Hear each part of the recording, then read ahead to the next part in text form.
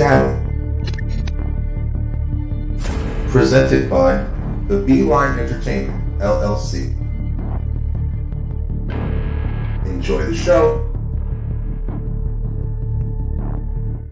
People, what's good? Yo, check it out. Welcome to the Beeline ENT, LLC. What we got for you? First off, we got the Beeline Web Show on Tuesday nights, 9 p.m. Eastern Time, talking a little of everything. Then we got Straight Through the Rope, STR, baby, Wrestle Talk, where we talk all things pro wrestling. Next up, we got the Show Off Show, that's right, the Beeline ENT Entertainment. And then on Sunday nights, we going live on the line with that group panel discussion. Check us out. Follow us on Facebook, Instagram, TikTok, you name it. Head on over to YouTube and subscribe. Also, pick up some merch. The Beeline ENT LLC. Let's go.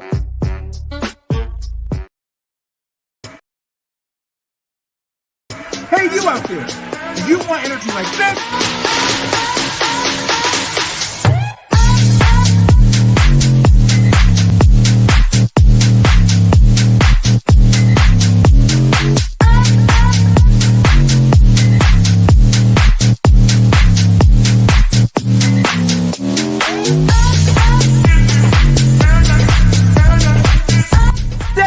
get the energy of me, Brian B. Enter that promo code Brian B NRG and get 10% off your order today.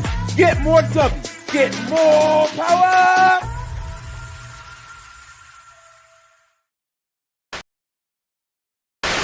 WTW Wrestle Talk Wednesdays. That's right, it's your boy Brian B from the Beeline Entertainment LLC, followed by the American prodigy Warren Marlowe from the Buzz with Marlowe podcast, and you know your boy Trey on Wheels from the 1130 podcast, talking that wrestling. Yeah, be there and make sure you check in at 5 o'clock p.m. Eastern Time, and right after that, for WTW, we got the STR Nation, baby, Brian B, Lay, Slim Jefferson, we talking wrestling. Join us 9 p.m. Eastern Time right after commission talks on WTW. Make sure that you like, follow, subscribe, buy the merch, check out the website. Do it all.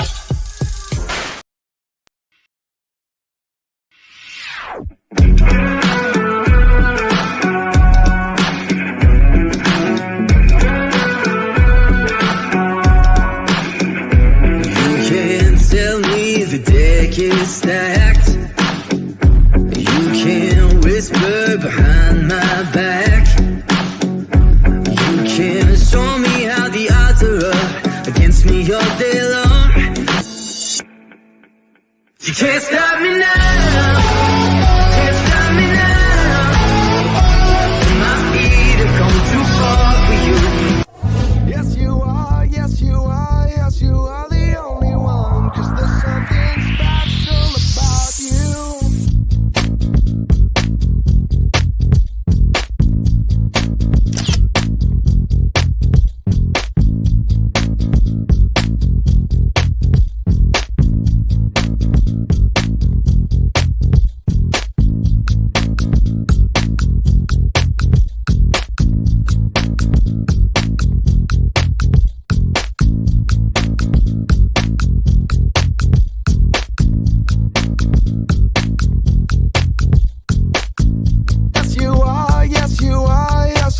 the only one. 'Cause there's something special about you.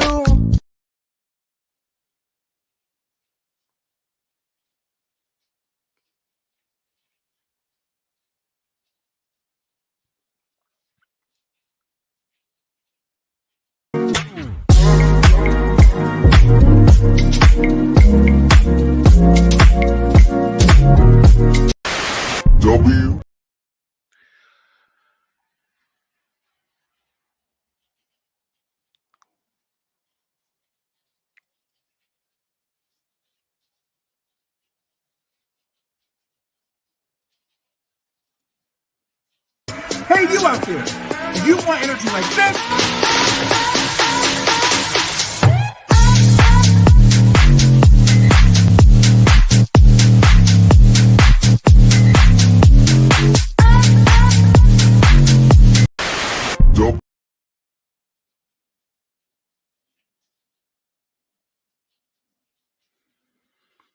Okay, I don't know what that was about.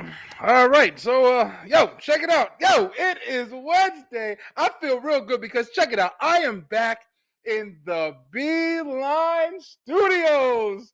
Yo, y'all, if y'all know anything about the Beeline, listen, I have to move my studio out for a little while, but I'm back. I had to do some remodeling and stuff like that, so it feels great to be home. But of course, I don't know. Whenever it gets around this time, it's a spooky season. Weird shit starts happening. I'm back in the studio, so we're gonna see what happens. It's almost Halloween, y'all. Halloween, ring a ling a ling. Yo, if it's Wednesday, that means we talking wrestling. And what better boys to do it than the commission boys, baby? We got 2/3 of the team here today. I don't know if the third is gonna drop in, but if he does, we gonna yeet. Damn, yo, we got some yeeting to talk about tonight. And if you don't know, you about to find out because this convention talks. You don't remember? Let me remind you. Let's go! Ladies and gentlemen, coming to the ring, it's the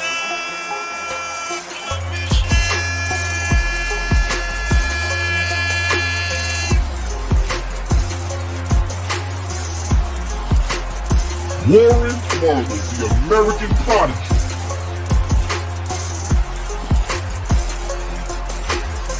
Dre on wheels. Don't lie and act like I'm crazy for saying it. Talk about hell no. Be the damn manager and know how to talk about. And Brian B. Wait, you asked me. Let me answer. Cody's story was invested in the Bloodline story, which was already a bigger story, and that's why I couldn't get as invested with Cody as maybe I would have if it was something else. Commission Talks.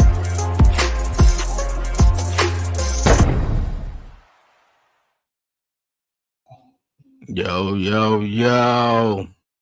Drizzy, what up, bro? What it do, my guy? What's going on? Going It's good, Commission man. Talk. Listen, yeah, Commission Talks. We back at it. Yep, I missed last week. I was on for a little hot second, and then had to pop off. But we back, bro. Now Warren's going. What, you see, it's Halloween, bro. I'm telling y'all, spooky shit. Hey, that was pretty spooky for real, though. You I got don't me know, on that. man. I was sitting there like for a second. I remember I was getting the show, and then all of a sudden, I saw that picture on the screen. I didn't even do that, so I don't even know what happened. But okay. whatever. I don't know. It's weird. It's weird, bro. I've been possessed a whole bunch of times. The last couple Halloweens, so I don't know what's gonna happen this Halloween. We gonna see. Okay. It may be close to like maybe like the end of October, something like that. I heard, at least that's what they're telling me. But, Okay. we gonna see. What's good, bro? Yo, how's your Wednesday, man? Hey, it's going fine, man. I of course, chatting with you earlier. I've been, my son, had a doctor's appointment earlier today. Him and his mother left out, so I was in this joint watching the Mr. McMahon joint. I couldn't wait to check this joint out. And yeah, I was watching the McMahon documentary, dog, like all day. It's only one episode left. Yeah. Damn, yeah, you got through it. Yeah, it's like six episodes. So yeah, I just been chilling, man. WTW, getting ready for next week's episode on the podcast show too. So yeah, That's man. right. That's right. Welcome back, bro. Yep, I definitely feel it. Yeah, man. I wanted to I really, really wanted to see if I can get some of the documentary. I really want to watch it. I've been looking forward to it. I actually wanted to do a live watch along with it. But today and yesterday and just this week, I mean, we have been slammed. We just been doing a lot of stuff around the house. Tell me how I went. My brother, we've had a couch. We wanted to get a new couch for a while. My brother, he just got a new couch and he had a really big, nice sectional. So he was getting rid of it. So we went and picked it up. You know what I'm saying? Shout out to JD the Mouth. Y'all remember JD the Mouth? He's still around. Okay. He don't be on the shows no more, but he still around. But he gave us his sectional, and I went and picked it up with a pickup truck. And it rained, bro, and I was super pissed because there was nothing covering it. It was just a pickup truck, so I had got rain on everything.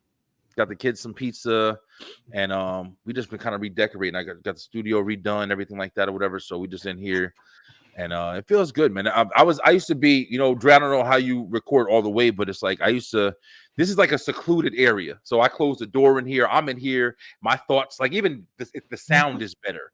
You know what I'm saying? It's like but before I had moved my shit into the living room. So I was in the living room. I just had my whole studio, all the back wall, everything.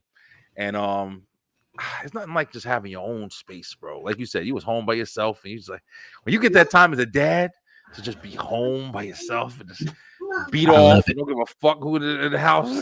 I love it. Look at when they here and he running around. I'll be like, you know what? I think I might go back to sleep for a little bit. But I'm as soon as they telling you, leave out and I'm just by myself, I'm like, shit. Let me man. let me go do shit. Let me go do some stuff. I don't know. It's weird like that though, but man, I know what you're talking about though. Yeah, man. Yeah, I love it. I Definitely love do. it. Yeah, but yeah, I'm definitely going to try to get caught up on it this week. I'll probably finish it, but hopefully tomorrow I'll knock it out. STR will be on tonight, guys, at 9:00. We'll definitely stick around for STR straight through the ropes. We're gonna have the STR crew in the building. We are recruiting on STR too. If you want to be down with STR Nation, you want to come on join the show. We've met a couple of TikTokers. Been trying to get them on, but everybody's camera shy all of a sudden. Not camera shy to dance and TikTok and shit, but you got to talk, get up and talk about some wrestling. Now you camera shy. But yeah, we're trying to build an army over there, DX army over there. Yeah. But yeah, I know you said so next week, guys, wanted to go ahead and give you a quick update. Not sure how it's gonna run. We'll have to run it by our other brother, but I know next week, Brian B, I will not be doing any shows. The Beeline Entertainment not gonna have any shows. I'm going camping with my family, spiritual connection stuff, and we're gonna enjoy that time. So I'm not gonna be doing any kind of like electronics or anything. Get away from everything for just a week, which is gonna be nice. I haven't done that in a while. You ever did that, Trey? Nah, I was just about to ask. So you gonna leave all like the phones like in the bag or like in the car or something like that? I haven't figured out how I'm gonna do it exactly because my wife she does it with the kids every year. I usually stay home. I usually am home with the dog. Yeah. So this year I wanted to go.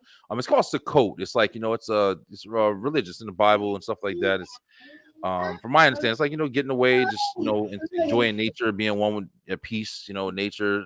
Praying a lot. So I'm going to get away and clear my head. I got all this stuff going on. About to come back and do a Halloween special, and Cool. I got a lot of shit going on, man.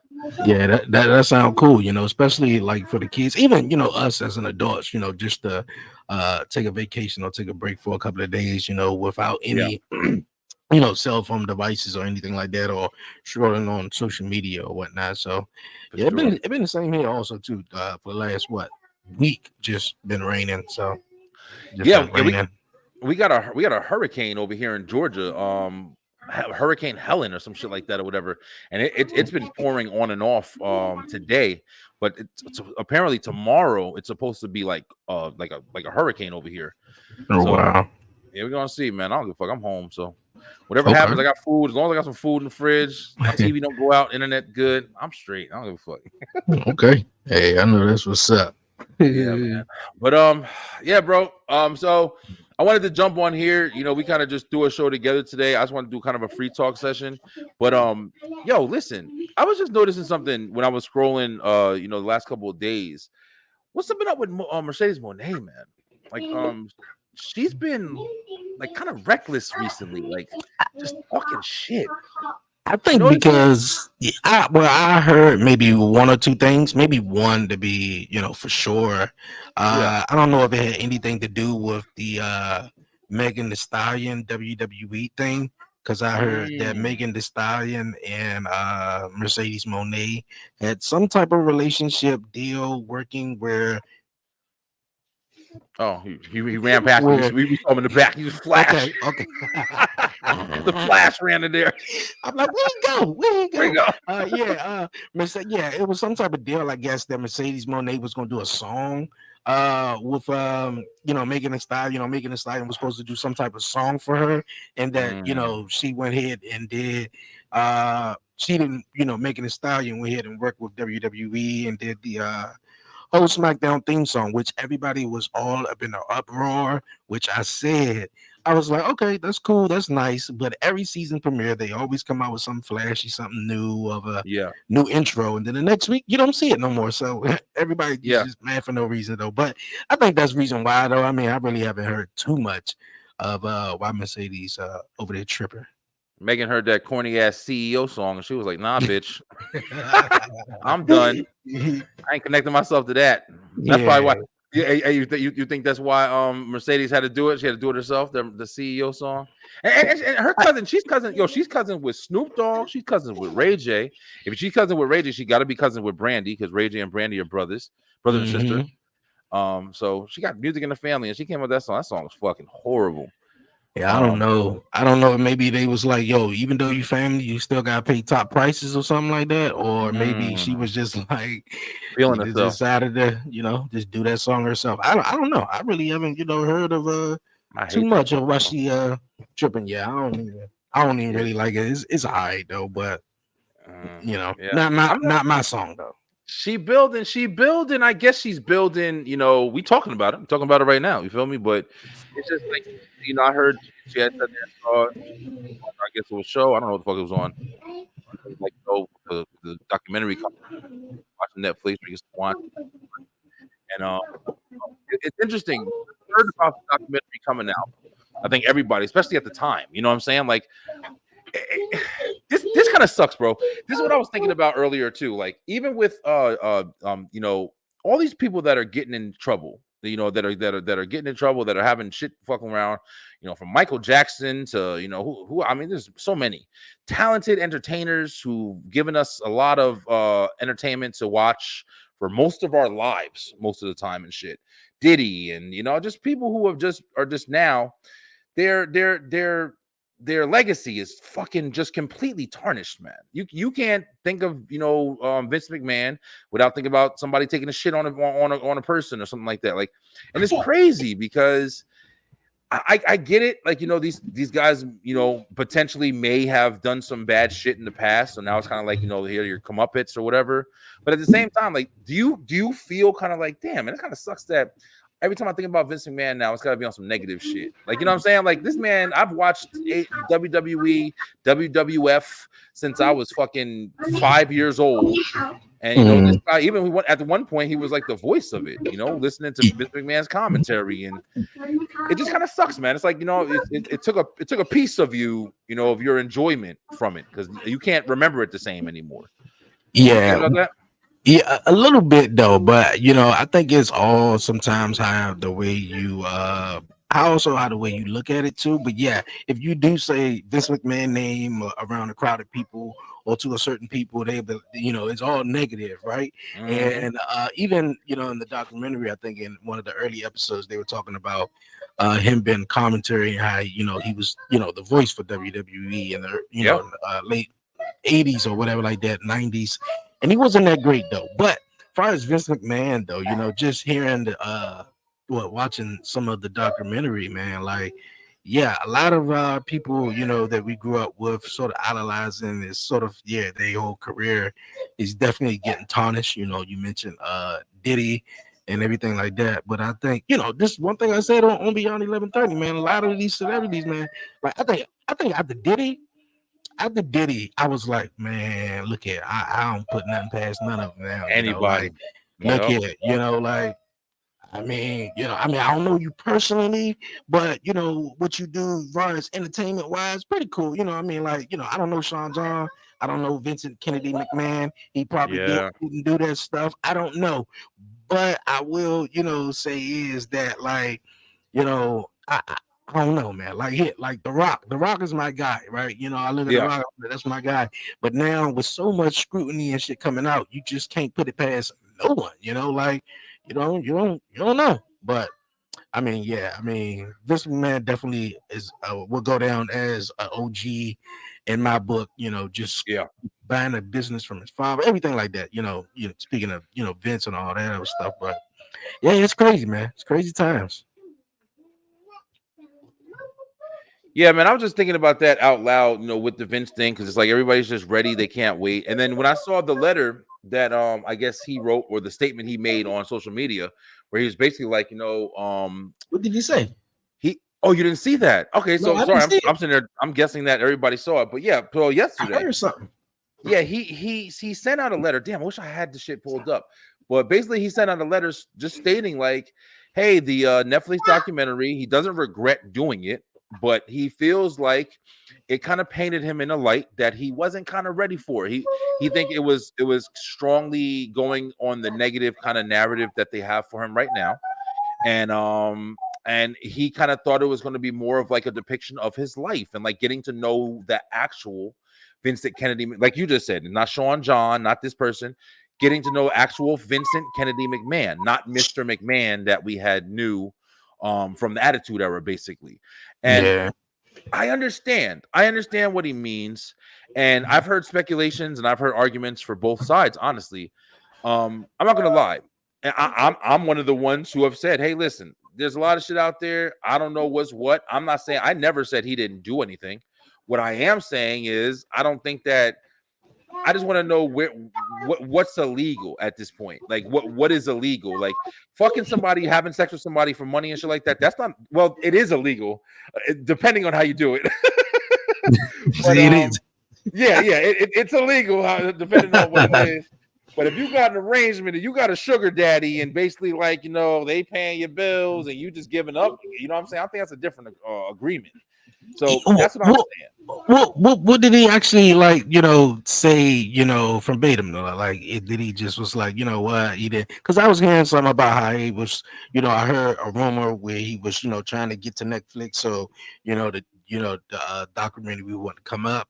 But from what I've seen and from what I watched, though, I do think, you know, it's sort of like a rise and fall of Vince McMahon, basically. You know, like, who is Vince McMahon? Where did he come from? You know, his family and everything. And obviously his father was in the wrestling business, and how he bought the company from his dad. And, you know, I mean, it shed some light on Vince McMahon, but then it also, you know, the thing I would say, was like, damn, these motherfuckers was just trying to get him each and every way. They was coming from every corner, whether it was the steroids junk, whether it was the allegations with the first female referee that I didn't even know fucking of at all, you know, or whether it was the situation with the boys and the Pat Patterson thing, the ring boy and all that shit.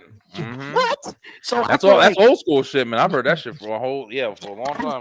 I never heard that one right there. I just, you know, Pat Patterson came out on what was the show called? Phil Donahue show. Yeah, but, it wasn't Pat Patterson on that show.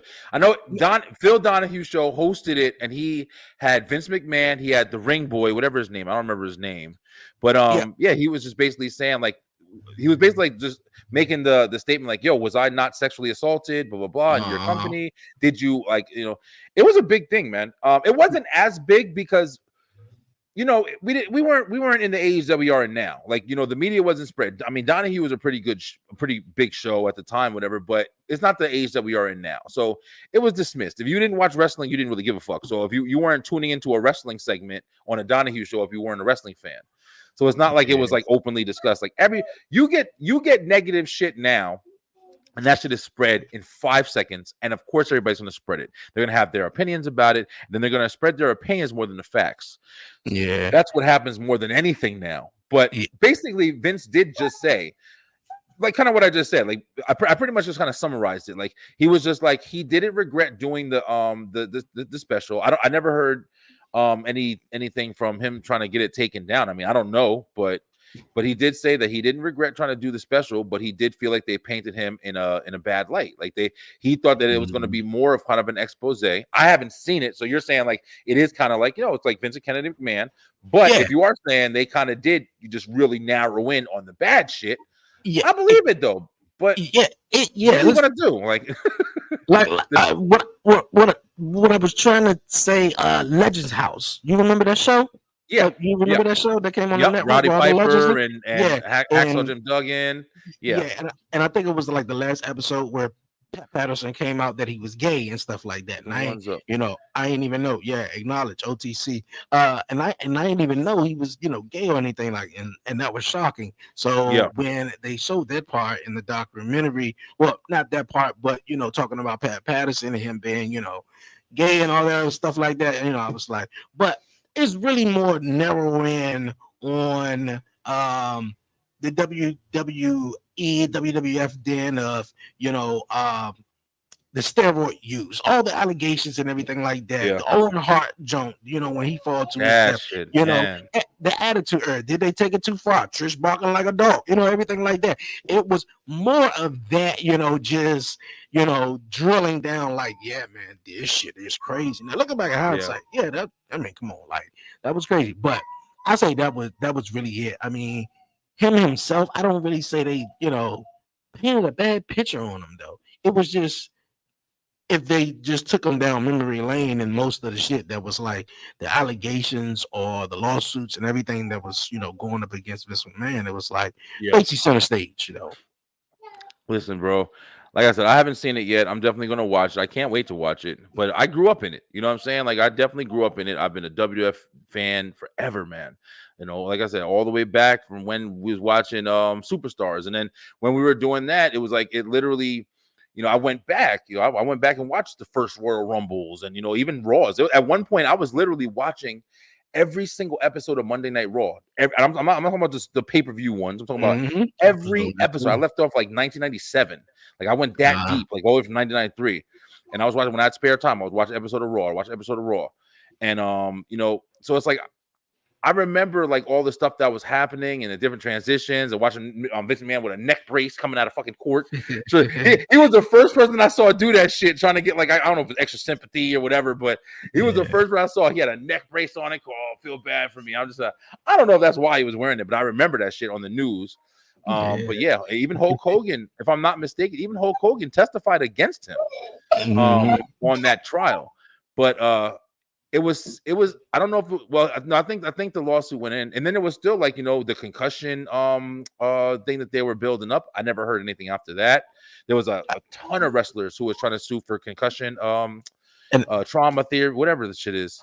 And I didn't know Jesse Ventura was trying to start a union for the wrestlers, because these guys were are independent contractors, and at least at that time too, you get hurt, you wasn't getting paid, you get hurt, your medical bills, you got to take care of all that shit on your own and everything like that. Oh yeah, and here come Hulk Hogan, the number one guy, in the company in the locker room is drawing all the money. You would think he is trying to, have support for everybody. You get hurt, you out of job, you gonna get paid, or XYZ, medical bills, and he the one who ratted Justin Ventura out of trying to start the whole union and everything like that. Yeah, wrestling. Yeah.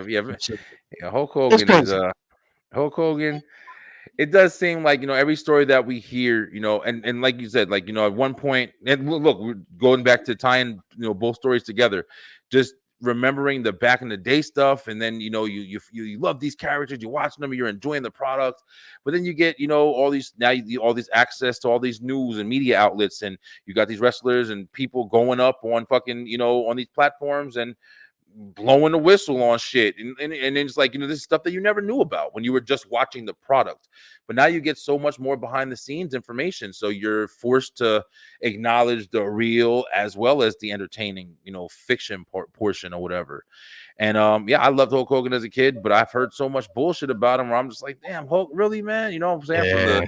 From the saying nigga, don't the niggas with his daughter, whatever the fuck it was, or which listen, don't hate me, y'all, but I don't give a fuck. Listen, people talk shit, bro. I listen, if you was taping me in my house, you heard some of the shit that I said, you'd be like, oh, Brian B is fucking racist, white ass motherfucker over here. But I love everybody. You know what I'm saying? Like it's weird, bro. When it's out of context, man. When you in the comfort of your home, you say some shit. I'm not saying you're right for it, but everybody, come on, stop fucking playing. Like you was in your car right now, you say some shit. Somebody taped it and gave it to your job. It would look horrible. So I just have different ways of looking at shit, man. I'm not one of them people that's always just looking to dog somebody out for a mistake, even. But Hulk Hogan now with the shit where he is like, demanding creative control and just wanting to do all his shit he wants to do, and like you said, Jesse Ventura was looking out for the boys. Kevin Nash, that was for you, Kevin Nash, for the boys, looking out for the boys. And Hulk Hogan was the one that seemed kind of like he was looking out for himself. Like, hey, listen, I'm the main event player, and y'all are behind me, so kind of take the lead. The Undertaker, they said the Undertaker was a locker room leader too, for real. Like he wasn't just that wasn't just his title. Like he was actually a locker room leader. And when I first heard that information that they don't get any kind of benefits or anything like that, they're just contractors, they're independent contractors, and they have to go get everything on their own from their travel, all of that shit. They pay all that stuff out of pocket, man. And then you think that these motherfuckers are just on TV risking their life every day, But yeah, Edge was one of the first stories I heard about. He said like his whole first beginning was he was broke, man. He was broke in WWE. Like he had to pay for everything. He didn't have any fucking money, man. And then you found out that was kind of just how they were going. You didn't. They had to pay for all those services and to paying for all that shit. And people don't know that about like rappers. You see all that rappers and spending all that money, bro. Half the time you seeing that bullshit that ain't even theirs. They get that shit for the videos. They get that shit for the marketing. But yeah, they don't have that shit. They get their cut, and then they have to pay. The people they got to pay their managers, their fucking tour, bus drivers or whatever. They got to pay all that shit back. They get a percentage. So really, really, really hustling. Yeah, it's just crazy. It's just crazy. It is. It is, man. You're right. It is. Yeah, I wanted to ask you because it's been real WWE heavy. I know I for sure I haven't even watched AEW since like All Out. And we weren't even on for All Out, but I never got a chance to really speak about the whole Swerve Strickland and Hangman Page, man. Another just wild, fucking unrealistic. I don't know, bro. How did you feel about it? Because I know when I initially saw it. Oh, that's not like a rocket show. It's a motorcycle. The window is cracked because he looking out the window. Yeah. Yeah. All right, my bad. When I what I was saying though. When you saw the the Swerve Strickland and yeah. When I initially saw that, I knew this was going all the way crazy because it was like the main event. It was a lights out match, and not only that Wednesday, Hangman had set Swerve House on fire, which I thought was one of the dopest things AEW have done in some time, though probably one of the dopest things they ever done. So the matchup was fine. Man, come on, you bringing cinder blocks in though, like suplexing people on bricks though, the stunt, the gun, the staple gun, all that other stuff, man. It was insane though. It was really crazy. The needle in the mouth, I was like, okay, I don't know. That's the shit. Listen, like we just said, just to clarify, because I always like to try to just put shit all out there. I've been watching WWE forever. I was watching the hardcore matches. I was watching the whole boiler room brawls, and they trying to bring back some of that stuff, and the dumpster match and this and that, whatever. But AEW is on some ECW shit, bro. Like literally, like they go ECW crazy, bro. There's no doubt about it. Maybe not as drastic, but they definitely have implications. I feel like AEW is listening to Vince Russo, because Vince Russo always talk about Crash TV and basically Crash TV, and it seemed like that's what they did right there with the Hangman and Swerve joint, the match, all that, and to top it off, even though it happened the match before, John Moxley, attempted murder, Brian Danielson though, like that was a good segment though. I got to give him that. That was a good segment. Yeah, it was unseen. I didn't see that happening. But I did like they put the plastic bag on his face. Like you said, that's fucking crazy. I never saw that. Like he's literally trying to kill this guy. And then how the the Fight Club shit or whatever they are, how they were holding him back and they held Pac. They did that well. They did that really well. But and I'm also geared up to watch, whenever they fight. I don't know when they're gonna fight because we gotta talk about John Moxley. So let's get back to that because I want to touch back on that. Okay. Let me say this. I didn't get to say this. Like I said, let me say this. Everybody's watching that Hangman Swerve segment and Hangman and Swerve segment when he bought the house and he burnt the house down. And everybody was like, "Oh man," he sat there. I know what you're about to say. Listen. I'm telling you right now. He sat there. He was sitting there. He had the house on fire, drinking, blah blah blah. Yeah. Okay, great. Yeah, I wasn't. It was like whatever. I wasn't mad at Hangman. You know who the fuck I was mad at? I was mad at Swerve. When I saw that little segment when him and Prince Nana, and he was like, Prince Nana helped me buy this house. This is my house. It was a legitimate, heartfelt fucking segment. I was like, this guy, he's talking about how he came from somewhere and he did this and it was a real uplifting moment that I'm pretty sure as a person who I don't really be giving a fuck, but I felt like, damn man, that's really awesome, bro. Especially black brother. I'm like, all right, we connecting right now. I felt connected to him. When I saw Hangman burn that shit down and I knew it was a work, I was like, you motherfucker. You made me get all invested. I didn't get emotionally attached to the house, motherfucker. I got emotionally attached to like you, like, you know, succeeding and kind of, you know, building yourself up. And then when I saw that was just a bullshit like statement, I was like, man, fuck you, Swerve. I'm like, good hang. I switched sides on that motherfucker. Oh, okay. So you're saying basically the house, so he didn't buy the actual house though, or that wasn't the house? That was, I don't think, I mean, even if it was, be real, you know they had to fuck. Come on, we're fans of this shit. We don't think it's real. You know what I'm saying? Like, yeah, it's basically like I just felt like that was a big moment. Like, you know, if it was some real shit where Swerve was like, I'm not saying that it wasn't intentful. I'm not saying it wasn't intense, but I'm just saying like I had kind of connected with Swerve differently because I thought it was real. I didn't think it was just for the story. I thought it was real. Like, damn, I came back. I got the money to buy my childhood house. And I connected with Swerve in that moment. I was like, holy shit, man. I'm really happy for this brother, man. He came from nothing, had a hard time talking about, I was practicing on shit with the tree in the back. The story was fucking deep, bro. It was like, yo, it'll put a tear in your eye. And see, I didn't do that much research or anything like that. But the only thing I can think of is, you know, he did. That is a true story, but that ain't the house. That couldn't be the actually house. That couldn't be the house. Yeah, be real. Yeah. So you know that could be an actual story. That maybe, you know, but if not, well, damn it, like you sold the shit out of that. Like sold the shit out of it. Yeah, he got an Oscar. Like you grew up with in the house and everything like that. Like awesome, kudos. Yeah. But what I thought you was going to say also. I thought you were going to say two things, though, because you were talking about John Moxley. But since you started with the house, I thought you was going to say you were mad at Swerve because Swerve posted that shit on social media. And that's how Hangman Adam Page found out about the house and went to and set that shit on fire, though. Yeah. I mean, that's what I was going to say. But for John Moxley, also what I thought you was going to say, too, the promo that he had with Darby Allin.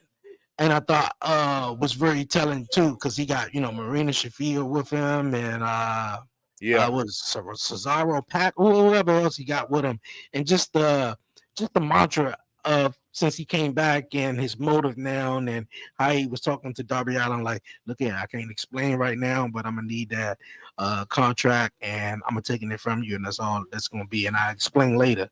And I'm like, shit, what you gotta explain though? Like, what is it though? So I mean. That was very interesting. I'm definitely digging what John Moxley doing too. We're gonna talk about it. But yo, hey guys, listen, we the trifecta. We about to be complete because he in the building now. We back at it. So Brian B, allow me to introduce coming to the ring, weighing 210 pounds, maybe soaking wet. It is the boy. He's red, white, and blue, and just for you, if you don't know his name, it is the American Prodigy from the Buzzing with Marlo podcast. Warren Marlo. What up? Bro, How's it going, everybody? that was Bruce Buffer approved shit. Come on, bro. Give me my props. I'll give you that. That's why I even did a little hand gesture, even if I didn't have gloves. I even did the hand for you. What up, bro? Talking shit. We talking shit, ready for this crazy storm that's about to be blowing out here. Yeah, that's right. You about to get it. You about to get it worse than we are. We getting some of it right now too. We're gonna get the wind and rain, but yeah, I don't know. The funny thing is, they're just talking about it today. It's been on social media for like the last 3 days. You're right. I haven't heard about it. The news is literally like, oh yeah, by the way, guys, there's a cyclone that's gonna be cyclone hurricane.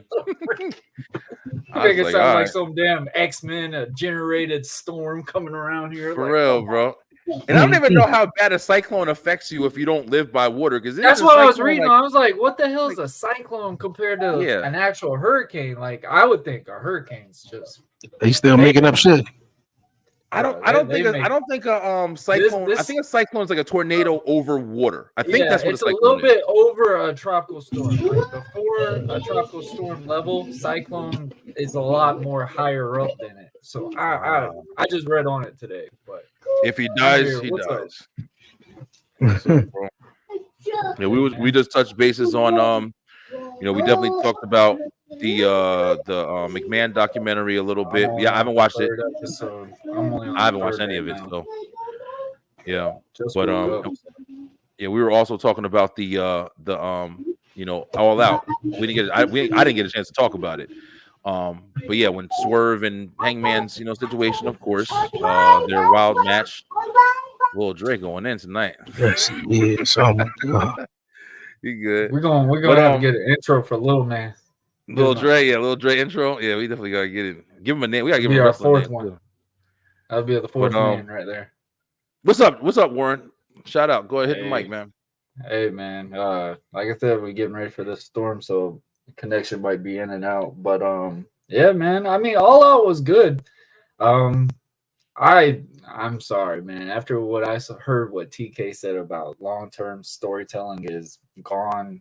I have no respect when it comes to a booking aspect. So, I mean, that really hurt me in some ways. That just kind of just told us like, hey, bro, this is what you're getting. But Swerve and Hangman have been the best storytelling, and I think it's just been on their own. I don't even think TK came up with this stuff. Swerve going on social media saying, hey, I just bought my old house.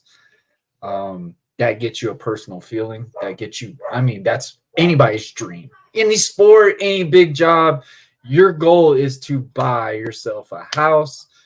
But of course, you want to relive that childhood. Like, hey, this is where I grew up, this is where I came from type scenario. Yeah. So you got an emotional feel. And I remember we were on the episode. I remember I popped on that episode when you were praising, like, yeah, Swerve bought the house. And then Slim come in there and drop the bit. Slim come off I guess he was on break on work or whatever. And I mean, Brian was putting this house over like Hulk Hogan just dominated the whole world. And bro, when I say Slim come in there in 2 seconds talking about, but Hangman just burned it down.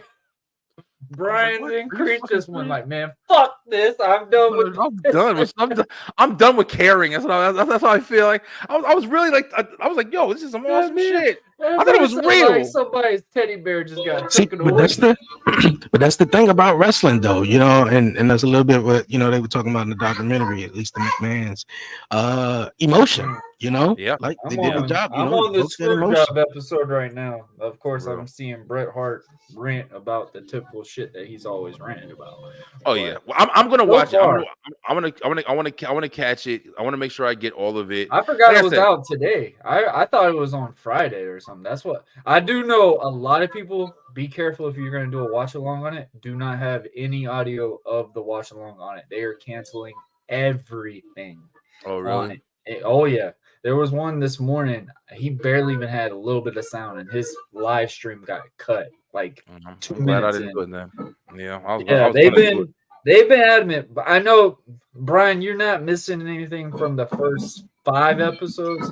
6 is going to be an interesting one, and then of course they gave you that teaser, like, hey, now this is going to be what's took place since since that time, because now it's going to have the scandals and shit that was previously recorded. Oh shit! You're getting me excited because I'm on episode 6, the last episode. Damn. Oh, there you go. I'm gonna watch it after Dynamite. I do know there was one episode when they were interviewing, they were like, "Dude, do you realize what you just said?" Oh, really? Yeah, because he's old now. Remember that? Like people, do you guys think it's fair? Well, I guess this is kind of a hard question to answer because it's like when these guys get super older, man, it's almost like he did that recording. I think that's when he knew he was going to announce his retirement, because the way he did everything, it's just like he's trying to make it like the memorial, like this is like his shrine moment, like when he was doing it. That's why I think because I don't know if you knew Warren, but yeah, he came out with that post or whatever it was that was, basically saying like, hey, I kind of regret doing it. Well, I don't regret doing this, but I feel like it was just done, in a way that I wasn't intending. But of course, everybody was like, and I kind of feel like it too. Like, yeah, Vince, you don't got control over it, so you over here trying to like, shut it down and shit. But hey, listen, bro, people want to know the story, and whenever you got story, your controversy is gonna fucking fly, bro. It's just how it is, man. Nobody's gonna get up there and just grace all of your accomplishments. They should be added, but nobody's gonna jump up there and just can't wait to hear all the good stuff. No, they want to hear the juice. And hopefully you're not making up juice, because that's bullshit. But if there's juice out there to be had, hey, check it out. Hey, be better. Stop being so sloppy, motherfucker. I'm saying, like, but we've talked about it numerous times. TV shows we've watched. Big Nickelodeon fan I was. I was starstruck when I saw The Quiet on the Set. Like, it made me really go back and go, damn, I supported that. Like, I watched that. I grew up to that, stuff like that. So seeing this stuff going now, obviously being in the wrestling business, obviously it's cleaned out so much compared to what they went through, luckily on that part. But it's like you're going to have skeletons in a closet because of how long the business is, the production standpoint, stuff like that. So it's an interesting thing. And also the values, man. Like, we were saying with Diddy, we're saying with all these people, we're seeing this shit come out to light.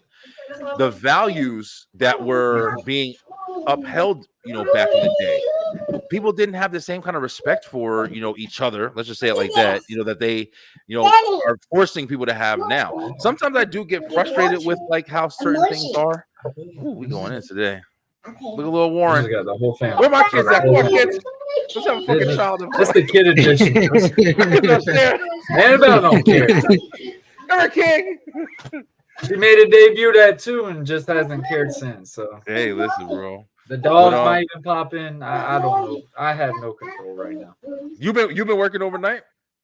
Yes. Yeah. You liking it? I'm transitioning now because, like, bro, it's been a rotating schedule. So, like, I got so used to, all right, I'm working 2 to 10. So I got good on that. Then they put me on 6 to 6, 6 a.m. to 6 p.m. Yeah. Got used to that. And then they're like, oh, now you went from morning. Now we're putting you back to nights. So now it's 10 to 6. So it's been a transition right now. So, is it something that you got control over, or they're kind of just like tossing you around? It's just because it's like a plant. It's a plant job, so it's based off of which they need more what they covered need and stuff like that. Yeah. And of course, me being the newbie still, even though I just reached my 90 days, but me still being that newbie, you don't got as much pull as the rest of them. Yeah. Oh yeah. You got to climb the ladder. That's what's up, bro. At least you got something. Hopefully, it's read it, though, man. I'm driving less. And I am a little bit home a little bit more. That's good, bro. You still wrestling? Yeah. Any on off time. Yeah. On the off time. That's what's up, bro. We're on a big angle right now, and a lot of people are gonna be shook. We'll just put it that way. Shook. That's what's up. That's what's up, man. But yeah, so we were just talking all this base. We're gonna watch the documentary and we'll get a chance to talk about it. Warren's back with us, guys. We did announce next week, Warren. I'm not gonna be here. It's my last week. I won't be here. I'll be on a camping trip with the family. Week, yeah. So I guess we just take a break. Yeah, we might be missing. So next week, I'll let you know ahead of time, but for right now, I don't think so. Yeah, we might be missing next week, but guys, when we get back, I know for sure that following that, I'm gonna be going full throttle all the way through the end of the year on all shows. Entertainment show is back now that we've wrapped up Beyond 1130. It was amazing, season that we had over there. A lot of fun, a lot of good conversations. Hope you guys enjoyed as well. But Bad Blood, real quick, that's gonna be good. The whole card is really good. What show? Bad Blood. It went from it was gonna be a one match that really was gonna be that thing to the entire card now. It's gonna be like Atlanta's getting a good deliverance. Yeah, real fast. I want to get back into that too, though. But I was saying yesterday, I said, damn, Beyond 1130 ended when some crazy shit happened. Y'all heard about the dude? I don't know if y'all heard about the guy named Marcellus. Williams. I don't know. Yeah, they got killed Uh, today. yeah. It was. I think it was last night or something like that. Yeah. Over something maybe he didn't do or whatever. And then I was watching some stuff where actually it happened. Right, get down. Gracious. Okay. Tell him to tuck his chin. Tell him to tuck his chin before he He falls. wrestling. He wrestling already. A lady here actually was in Maryland, not too far. It was in the DMV area, but a lady got into a argument with her daughter, and she shot her daughter. She shot her daughter in the neck. Her daughter survived though, but she coached her daughter and tried to tell her that, yo, man, some intruders came in here and shot you. And then, unbeknownst to, them, or maybe they didn't know, the camera right across the house got, their whole house on video and everything. The girl, she's taking out the trash, and no one comes in or out the house. So they realized, like, oh, wait a minute, like come on, man, what are you doing? They realized like she had got her mother had shot her in the house though, and I was like, yo, this shit is some so it wasn't at a shit. DMV? Yeah, you said it was like at a DMV. No, DMV meaning DC. Okay. I actually thought you said the actual. I thought you meant DMV. I'm saying like nobody picked this up. Like, what are you talking about? I thought you meant the Department of Motor Vehicles. Fuck this, like, boom, like, how you get that mad? Yep, they motherfuckers, they'll piss you off. But I'll tell you right now. Yeah, a lot of people always say that though. They get it. Department of Motor Vehicles though, but yeah, DC, Maryland, and Virginia. I'm like, bro, they had to have footage somewhere over there. That's hilarious. That's crazy. But yeah, Bad Blood definitely gonna be off the chain though. No, but you're right because topic too, man. But you also got to think, man, with schools right now, bro. We're only 2 months in, and it's been fucking wild, Brian. Yeah, obviously, I know you heard about the thing that happened at Waycross. I know it's a little bit closer to my area than it is over yours, but no, I didn't hear about that. I heard the Appalachian shit or whatever. Yeah, the Rock just came to. Yeah. What's Waycross? Sorry, school. There was a school shooting over there. Waycross is Are you familiar with like Brunswick or anything like that? Oh, Georgia? Yeah. That's where that Armando Diablo guy got killed. Yeah. So that's like not even like 40 minutes away from Brunswick. Waycross is over there. And there was a school shooting out there. And the only way I found out about it, because one of my employees that I work with, her son goes to Waycross, and he called her while she was at work, sadly, basically saying, hey, Mom, there's a school shooting at the school, And I've been seeing stuff on the news. I mean, bro, I hate watching news, but I've been watching these things, and I'm hearing that it's a social media trend right now is do a prank. Oh, there's a school shooting, So they actually had cops on the news of saying, hey, if you do these prank calls, we're keeping your number, we're keeping the name, we're going to put you on a bulletin, and we're going to show we're going to reveal everything so we can stop this. Because there's been 6 schools so far in the last 2 weeks that have reported a school shooting. Yeah, and you have to, because you don't want it to get like swatting, like when people sit there and they call and they're playing the games, and then somebody calls in and reports and says, hey, this guy said he's going to blow his house up, and then next thing you know, he's playing a game and the fucking SWAT team is kicking in their front door. You don't want it to get like that, and especially you don't want it to get to where they're tricking cops and they're like, hey, listen, we got this going on, and then they go on fucking diversion, and they go and do something at another school. So yeah, it's really bad, bro. But all them conversations that we've had, because I mean, like my 5-year-old, I'm like, bro, my wife was even telling me, she's like, babe, we're about to homeschool her. Like, I'm telling you, this is getting to a point where you're getting scared to give your kids an education. Like, it's getting to that point. And I used to never care about this stuff. Obviously, when I was in school, the worst I heard was a bomb threat, which the person left school, whatever, and just wrote something on the bathroom wall, and they took a precaution out of it, which was understandable. I'm not mad with it. For sure. We were out of class all day. We were out of class all day, so I didn't care. Yeah. But it's just crazy what the world is revolving with. Like, if you think about it, these kids now are coming out way more angrier, and it's just like they're disrespectful, shit like that. I used to never care about this stuff, But obviously, as a parent, we have to, even as much as you want to ignore it and shit like that. And it's just outrageous to me. Well, I'll tell you what. How about we do this? Because well, shit, I'm gonna be going next week. Fuck, I can never have. Oh, Sunday. I'll be here Sunday. If y'all free Sunday, I don't know if y'all work or anything like that. Yo, I'm definitely trying to. I'll do a live on the line, man, because I really do want to talk about, more things. Even like Dre, like you said, the Marcellus thing. I got something to say about that too. Yeah. But if y'all down, if y'all free, if y'all want to jump in, and I'll hook something up for this Sunday. Most definitely. There's some shit I definitely do want to talk about. I'll be down because I was like, I don't want both shows to overlap with one another though. So that's a whole lot going on, and then she'd be like, "Oh, so you ain't spending no time with me or whatever," and then of course again, so much going on, and then trying to do the live watch alongs. Oh man, this works. I was like, boy, I get in trouble. I get in trouble. I'm quick right now. with it. Yeah, no problem. I'll put all it together. my shows been pre-recorded, so I saved myself.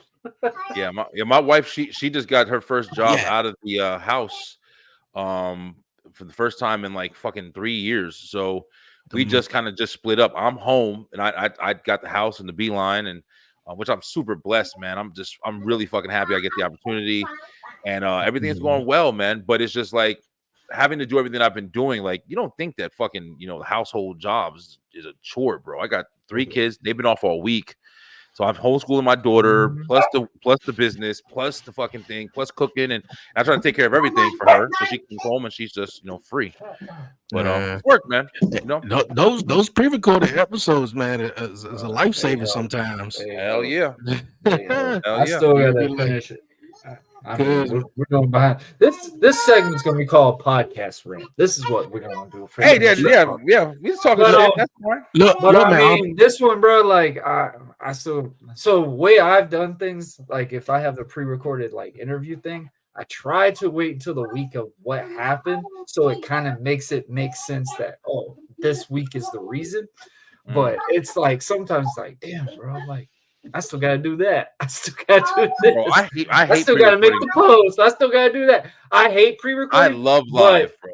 I got Dre doing live. I got so many people on that live kick, but it's also a hassle at times because now it's I pre-record an episode in a bit, man, and edited it up, man. I don't have no problem with that shit. I did an episode with a young lady. She's an actor. She played in the CW's Vampire Diaries and stuff.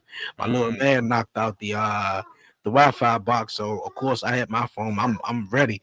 I turned the Wi-Fi, the hotspot on, got back with it and everything, and I was like, well, thank gosh this was not live, because I was thinking about when I come back doing the podcast show live too. But it's like, you got to pick and choose your battles. The wrestling show, that's going to be live. Beyond 11:30, that's live, and the podcast show, that's fun because you can record good 7 episodes and chill for a minute until you got, a couple of other episodes. So, I'm definitely on a live boat, man. I know, a lot of people was definitely trying to get me, man. Go live, man. So, I know we were making a thing for commission talks because when we first started this thing, no shit, we pre-recorded commission talks. Like the first, I would say the first 10, right, Dre? We pre-recorded the first 10. I know we always pre-recorded for yours, because I think we were recorded on was it a Thursday? Because it always came on Friday. Because that was the concept of our deal was if we don't have content that week, commission talks could be that one episode that fills in for that gap that whole week. Weather's kicking your ass now, Warren. Oh damn! Oh, there it is. What's the hurricane called? Helena? Yeah, Warren got a hurricane over there, or it might be mine. Mine's just fucking up now too. Is it mine, Drew? All right, y'all sound perfect to me. I can hear both of y'all totally fine though. Okay. It might have been mine from you then. Did y'all actually see? Did y'all actually see though Jey Uso winning that on Monday night? Hell yeah! No. I just watched it. I just watched it when I got home this morning because I didn't care about anything else. I wanted to watch that just to see the match. But did you think he was gonna win that shit? I definitely didn't think so. I just knew. Okay. Braun. So I I said this on Blackheart Show. If y'all didn't go watch Off the Top Ropes, last week of wrestling, we had a fun episode last Sunday. I said this. It's a win-win for Jay because he cannot lose clean to this match because he's lost all the main title matches for the longest time.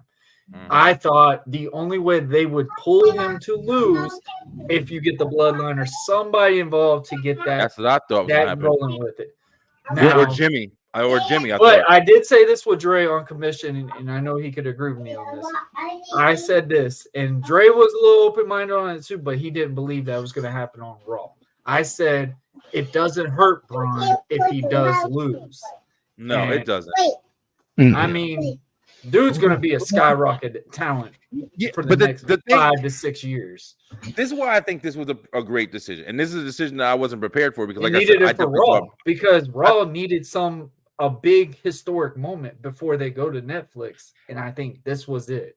And I think that was the smartest thing that could be done with this match because we all know, bro, I've been preaching this shit. The reason why it was hard for me to get behind Jey Uso as much as I wanted to was because I knew that it was already tied in with the bloodline. I know there's no doubt that Jey Uso going back to fam, like it's gonna happen. There's no fucking doubt about it. But what I will say is that win made me fucking 10 times more of a Jey Uso fan than I'm not gonna lie. I made a whole post going back to his beginning stages and just kind of revamping when the first time we saw Jey Uso and we were like, yo, this motherfucker actually got something.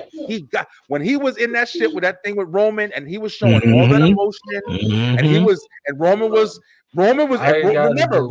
Oscar fucking winning material too, because we were on a show together and we were talking about that was the only match that we really look forward to in that COVID era. If you talk about a feud that really you could go back and watch in the COVID era, Jay versus Roman. I said it numerous times. Jay made me believe he could hang by himself because if nobody knew this, Jay never, and I'll say this again, never wrestled as a singles competitor in pro wrestling, period. Okay. He always wrestled with his brother. Yeah, they didn't want to be. They didn't want to be single competitors. They said it. They said they just wanted to be the best always wanted to be a tag team. Yeah. Well, one thing I'm gonna say this real fast though. I didn't see him winning, not at all, because Braun Breaker's second title defense. He defended the first time at the 2 out of 3 Falls match against Sami Zayn and won it at SummerSlam. And I'm like, well, that's a little too close, cutting it though, especially the way they was building them up. It was no way I seen Braun Breaker losing that, but it was no way I seen Jey Uso winning that as well too. But I said, as you know, if Jey Uso did lose, it's back to the bloodline, sort of like Brian was just saying. It's back to the blood. There's nothing else you can literally do on your own now. You got to go back to help your family out. But he won. He won clean on his own. A lot of people thought Jimmy was going to get involved or the bloodline, but I thought if he did lose, that was the reason, for him getting involved and stuff though. But how I don't see Jey Uso being a champion for a long time at all. No, I see him holding that belt for a little bit, and y'all do know what this means now, right? They're really testing the waters to see if Jay can be a singles champion. If he can do very well with it, he will win the world heavyweight title by WrestleMania. Yeah, that's possibly. Maybe I don't know about WrestleMania I don't know about that. He's going to be the one to beat Gunther. I've been saying it numerous times. When Gunther wins, it makes sense. You had Edge and Matt Hardy, right? And out of the Hardy boys, the popular one was Jeff Hardy. Edge and Christian, Edge was the most popular one. You get my drift though. And then same thing with Bradshaw. Same thing, with Bradshaw, in the APA or whatever like that. And then you got the Usos, though. It wasn't until this bloodline segment or this bloodline story in 2020 that you could really tell them apart. Before then, you were just like, oh, yeah, that's Us and that's the other Us. Before then, you focus more on Jimmy. Yeah, because Jimmy was had on way Total more Divas, of yeah. and Jimmy In was reality, on, he was Jimmy got made off of his Total wife. Divas. Yeah, Yup. and now because he was Same out thing there, with but Daniel then Bryan. Nobody really knew Daniel until you got to see him. I want to No, say that's no I way, wanna say no that, fucking way, that Warren. was the casual fans, Yeah, not us Daniel though. Bryan The definitely casuals. fucking was known But in WWE with the but no shit and the team No, hell that was no. before that. Mhm. What I'm saying before that, like, oh wow, he's with Brie Bella. Oh wow, Cena's with Nikki. Like, this was never revealed until they did that show. Yeah, They didn't that know anything background off shit of was. that scenario. You knew Mhm. Daniel Bryan, you knew Cena, you knew all them, but it was like, damn, bro. Yeah, Daniel he schooled with that one. Like, I it was said like, it before, wow. bro. Like Total Divas, that's why, like I said, I love that shit because it opened up so many doors, to like connect with these characters and Got the in different female ways, audience bro. involved into Yeah, it as well. yeah, it was you Total know Divas was great. you know what was a better show than freaking Total Divas though? Breaking Ground. Even though it was more so Yes, focusing and bro. surrounding Breaking the Ground. NXT I'm so mad they only superstars. did 2 seasons. I'm so Yeah, mad they only did Damn, 2 I have to check seasons. it out. I think I did see that. Breaking Ground was freaking awesome. Oh, and another one. That's why I was talking about Brian earlier. Legends House. They never did another a second I didn't season. like Legends House. And That was I sloppy. Legends House was sloppy. it was It was cool. surreal But I think life in it was wrestling because form, and it Yeah, was way wrestling. too animated. the reason why I think it didn't have a season 2, one, it was on the network. 2, they weren't going to have the money to pay some of these legends that really needed the money.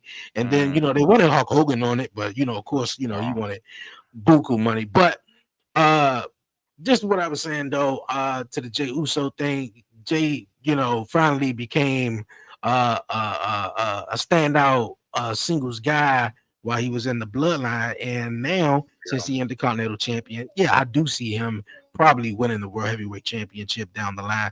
Could Here's it a be cool Gunther? storyline. I don't know. Here's a cool storyline, bro. Oh, he's great. Roman. He's fucking tight, this man. could be a cool concept. And I was listening to Cornette, and that's only how I've been keeping up with wrestling. I'm at work. I just have a podcast in my ear and just go. I just work through the day. And he had brought up a real good assumption. He said, Jay has always looked up to Roman. Roman was always the big provider for all of the Uso family, whatever.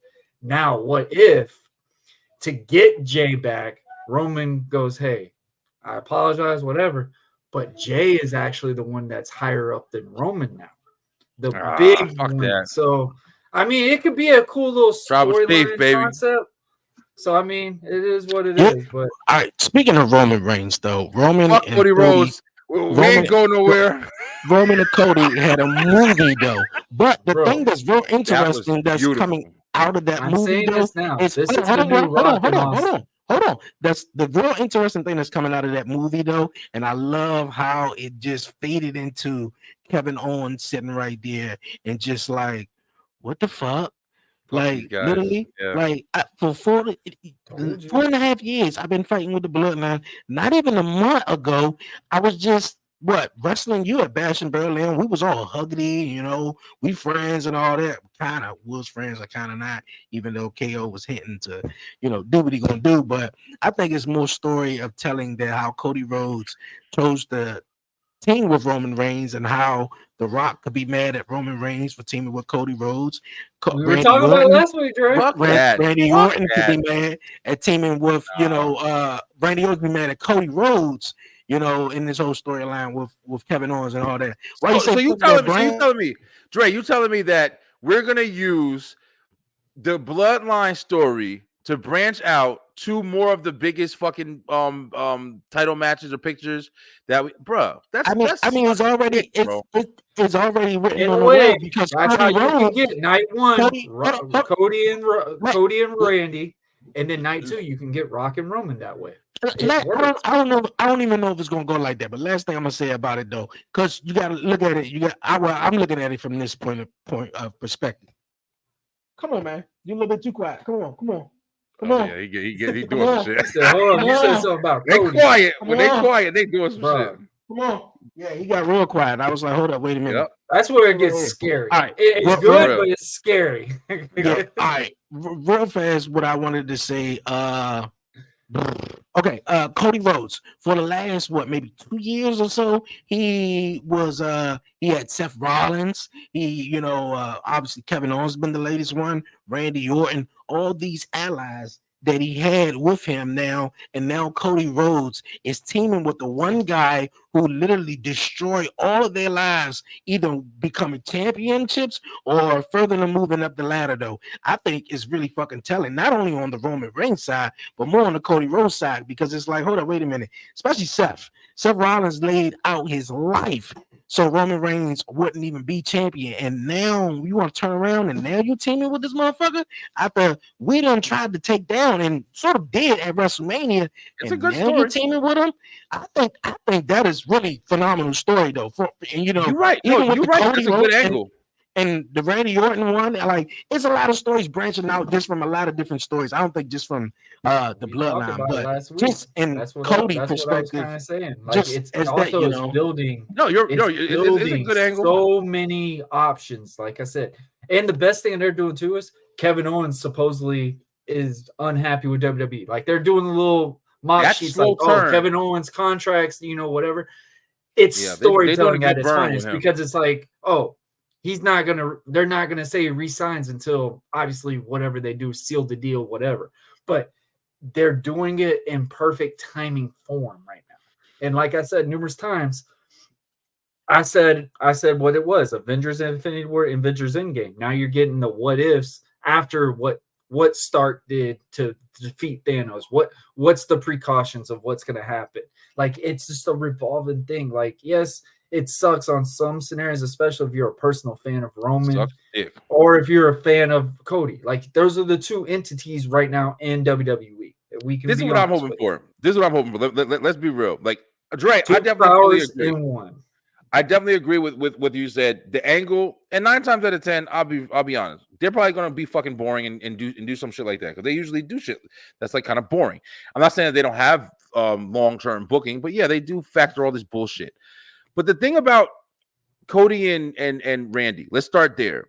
Cody and Randy's rivalry, after Randy just came back, he's been a babyface. He's been fucking beloved. He's obviously a locker room leader. He's one of the last big fucking legends that is actually in WWE that's been in here since the early 2000s. His storyline that he can build with Cody is so genuine. And it can come from a place of, like, true, like we said earlier about the Swerve shit.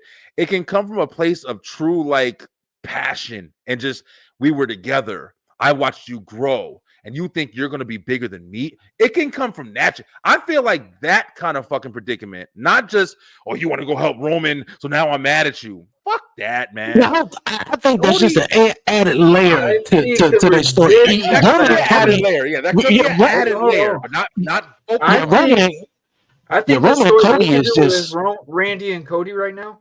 Randy keeps chasing for the title. Randy keeps losing. Randy's gonna start getting frustrated. Cody's gonna be like, "Hey, you're my buddy, my best friend." Type shit. I don't even think you gotta do it. Randy loses. No. Listen, let me finish. When Randy loses at the Rumble, I think that's where he's gonna just fucking go ape shit and go that full psychotic Randy that we were so used to in the 2009 shit like that. Or they could play with what they're gonna do. I feel like they're doing a fancy matchup between him and Cena. I don't know, but the way that they can get Randy and Cody, I'm all for it, because I mean it's gonna be an interesting thing, bro. It's crazy to believe Randy, bro. It's crazy to believe we're almost at Royal Rumble and WrestleMania season again. That's part I'm still just blown away. I don't even think it got to be that much. Like you just like Brian just said, it's with Randy and Cody is a real simple story. Like, I think the fact that it's a simple story, but they're gonna make you like I use the reference Walking Dead. If you miss an episode, you're tuned out. I think they're gonna sit there and just play with it, extend it out as long as they can, because they already have wrestling fans that go, all right, we're just waiting for it to happen. We're just waiting for it to happen. And that's what hurts when they watch wrestling matches in WWE, is because you already know there's something going to happen at the end. Yeah, what's going to happen at the end? You're not watching the match for the match. You're watching to see what happens at the end. And when he first came back at Survivor Series, when he was standing in the ring with Cody and they're hugging and shit, you knew. I thought, I'll be dead ass real, but I jumped the gun.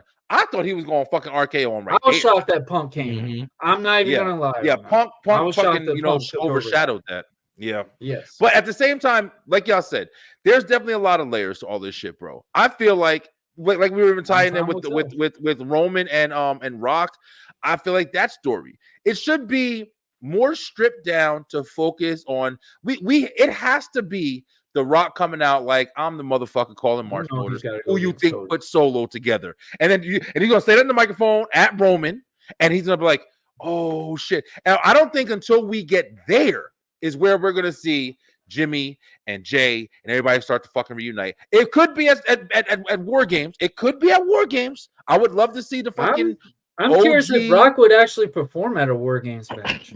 That's what I don't think he's gonna fight. I don't think he turns on Roman in the War Games match. I don't think he's gonna fight in War Games, bro. I mean, it could, but I don't think so. To be honest with you, a lot of people want this bloodline versus bloodline storyline.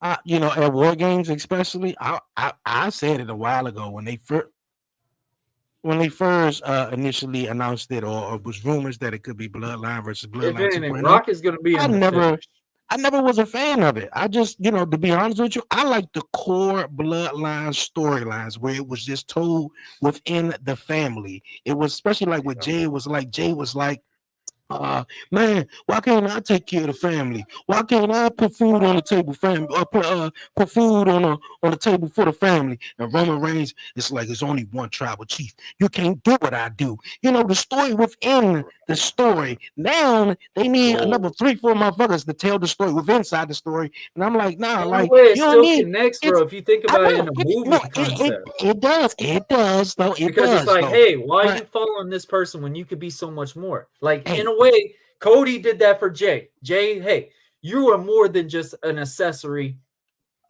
just a secondhand person. What are we gonna call him? Like a Robin to a Batman type scenario. You're more than just a sidekick. Right hand man. You are a legit talent. You are a legit fighter. You were just now the Intercontinental Champion. You have been what I've told you that you were going to be from the beginning. Like, in a way, it makes sense because it's like in a movie. If you were in a gang or something like that, people are going to be like, that's how you're going to be able to destroy the gang type scenario. Yeah. I get what you're saying, though. I was just talking about more so like the family. They threw it all out when they put Sami Zayn in the whole concept. Sammy was perfect. No, they didn't. That helped because that helped build it. In family, with Bloodline being in family, they threw that away with Sammy being in the accessory. Hear me out, though. Hear me out. What I was saying, though, I get what you're saying, though, and you're completely right. But I was just saying, like, okay, you got the bloodline, just the bloodline. So now, like, basically, better yet, the NWO black and white versus the NWO red and black. So I thought that was stupid. So, like, more so like that. I didn't necessarily want that. Now, I get what you're saying, like how Roman Reigns definitely groomed Jey Uso to be Intercontinental Champion, and how Roman was beefing with Cody and them beefing with each other, and how Cody brought Jey Uso over the Raw after he left the bloodline. And yeah, it does make beautiful sense, though. But I don't really want the bloodline to take on the new bloodline.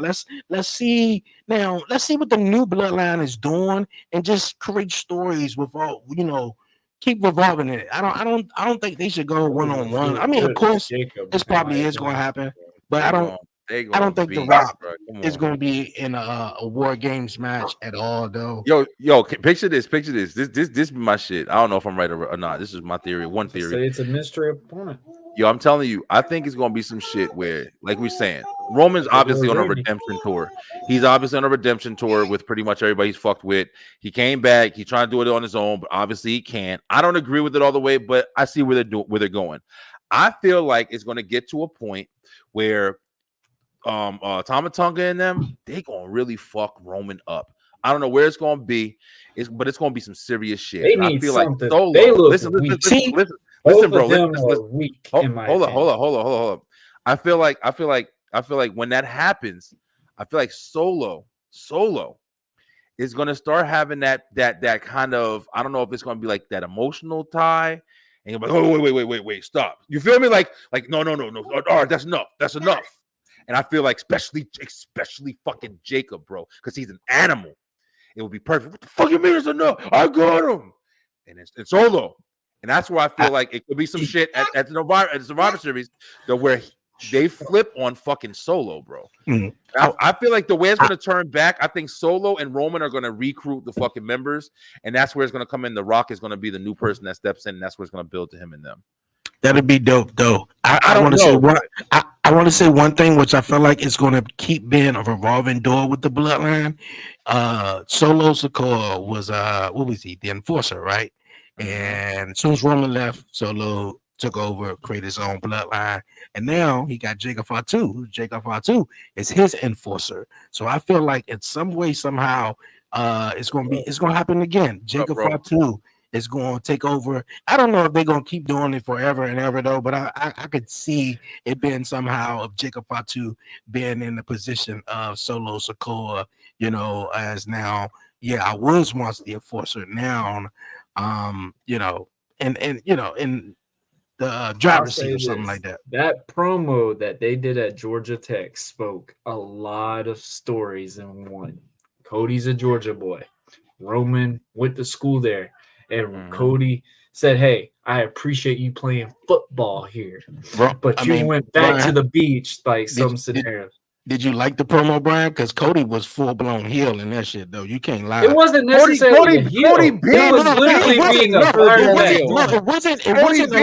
Cody been full blown heel. We don't act like it's fucking. This is the thing I'm trying to say. Roman hesitated on everything he said. Like he showed confidence. He does this, and then when Cody kept set back and saying, "You were it." It struck Roman. He's like, hear me out. It wasn't like, you know, like Cody is like full blown on heel though. But Cody, I know y'all Roman fans, but it was a good storytelling. It was good. I'm on Cody Rhodes' side. I'm just saying, hear me out. I'm just saying, like Cody Rhodes owned Roman Reigns in that entire promo. He did. I think they both did good. They both did good, but Cody Rhodes sucker them though for real. He's like, I got John Wick vibes when Roman's in all black. He's like, hear me out, I have nothing to hold. I'm good. Roman is, you can still see the narcissistic thing with Roman Reigns. It's like, well, this is my city. I play football here. Like, this is my arena. Okay, you think it's just because you play football here and everything like this, your arena, this your stadium or whatever. Cody actually lives here. You feel me? Like, he lives here. He done invested some shit into this joint. And then you see Roman Reigns step back and like, hold up, wait a minute. Like, what do you want? You ain't never seen Roman Reigns in that position. Like, hold up, wait a minute. What do you want? What do you want? Well, hold on, Drake. Not what do you want? It was more like this. Bitch and my boy. What do you want, man? What do you want? That's how it was. It wasn't strong tribal chief. Yeah, exactly. What do you want, man? But the thing that Roman said, that got me, that I was like, okay, Roman, I think I'm with you though, but Cody got you on that one. He was like, bro, you in my way in life. I was like, well, damn though. Like, when he was in the ring and he said fuck this guy and threw it on the floor, I jumped out of my fucking chair like, yes, thank you. Don't fucking fall for it. But Dre, then the bloodline comes out. All it took was the bloodline to come out and he picked it up. I was like, this motherfucker. And then Cody reaches his hand, bro. I was so fucking mad. I know. They made him weak, bro. Roman should have took that contract and because he basically made it look like he needs Cody Rhodes. Exactly. He made it look like he needs Cody. Just like, listen, when he went to the cage match, Cody versus Solo, and Roman brought his ass in there, and he said, I hope you boom, trying to fuck end the this show shit. early. He closed the gate. He closed the fucking gate. And then he sat there, was going after the whole blood by himself. And then fucking Cody Rhodes, lifesaver daddy and shit, came and helped everything, man. And it made the boy fucking look bad, bro. I know, because Warren broke it down to me, and I was like, okay, I think I get what you're saying, but I didn't like that because it's like Cody literally said early in the night, look, I'm done with it. Roman, you got this all on your own. And then when Roman come out there, he like, okay, I don't need no contract, this bloodline business. So I'm thinking, he said, okay, I'm the only tribal chief. Exactly. It was a fucking promo 10 seconds before he picks it up. No, I do need help fucking up. Come on, Warren, you got to agree. He made it look weak, bro. That was some weak shit. I felt as though it should have been Jimmy or The Rock. They did their job. They did their job, but they made my boy look weak as fuck. I thought it was going to be Jimmy or The Rock. Times, bro. This is the new generation, Rock and Austin. We are finally witnessing a big global thing that has been drawing thing for the last 2 years. Roman's been drawing this since COVID. He's been putting in relevancy on all this shit. What is a way to do this? Cody sees it as Roman has came back twice and helped him in some possible way, regardless. His goal is to end the bloodline. Roman is at that point. It's like, hey, man, in movies, you make this entity, you make the strongest thing. The first thing is the comments goes, what have I done? What have I done? Why did I create this? This is on me. I did this. I hurt Paul Heyman. I hurt Jimmy. I did this. Like, it's getting to that point. It's like, hey, I need this to keep myself to feel like I am that tribal chief. I am that cocky son of a gun that is that powerhouse, everything. Now, the contract standpoint, when they did the handover, there wasn't boos. It was a huge ovation overall. I'm telling y'all right now.